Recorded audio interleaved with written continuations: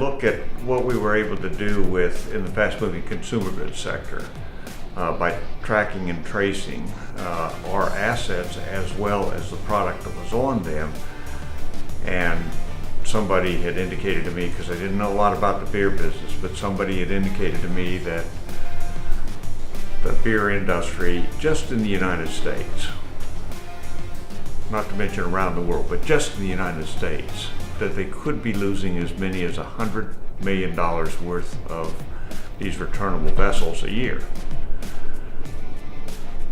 I thought that I could bring the same technology that I used in a former pallet rental company, radio frequency identification, and mitigate keg attrition for the beer industry.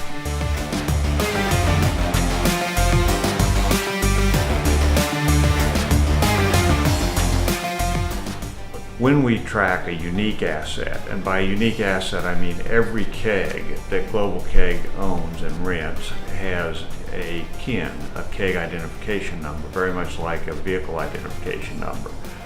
What that brings to the industry, what that brings to the whole concept of tracking and tracing a keg is we garner a lot of information from it. We know the born on date, we know the product, we know the brewer's preferred expiration of that product.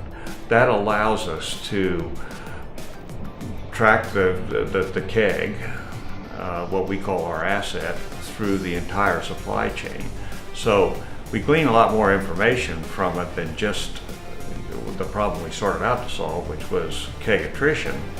We glean so much more information than that, and the things that we can bring to the industry, like temperature extremes, flow meters, those kinds of things, all based on the foundation of a radio frequency identification tag with a unique KIN number on every keg.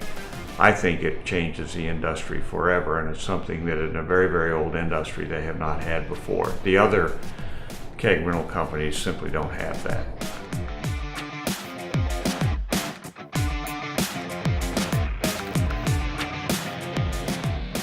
For the brewer, for example, in their freshness initiatives, the fact that we want our asset back when the brewer has given us an expiration date, and that's in the electronic file that travels with the keg, it fulfills that need to say, I don't want to sell this beer past that date.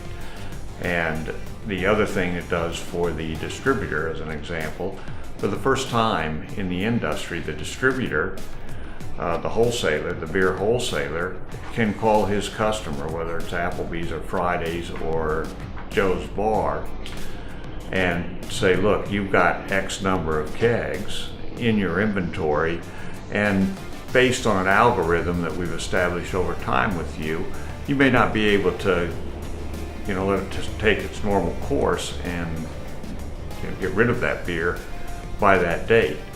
This allows you to be proactive and call your customer and say, maybe you think about running a happy hour 2-for-1 special, so that there isn't product that isn't sold and no revenue generated off of, and instead is disposed of. It reverses all of that.